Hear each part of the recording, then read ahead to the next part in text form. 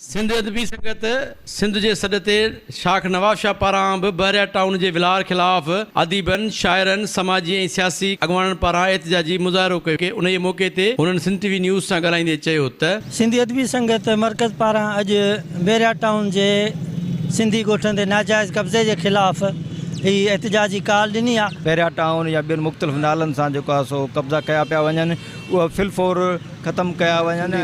ग़रीब जेके खातेदार उन्हनि जूं ज़मीनूं उन्हनि खे उतां लॾाइण थो चाहे। जो असीं ॼाणूं था त जेके बि हीअ कंपनी सरकार आहे उहा मक़ामी जेके बि आबादी आहे उन जे ख़िलाफ़ु रही आहे ऐं सरमाएदार फ़क़ति पंहिंजे पैसे सां ॻंढियल आहे। उनजो न सक़ाफ़त सां तालुक आहे न ॿोली सां।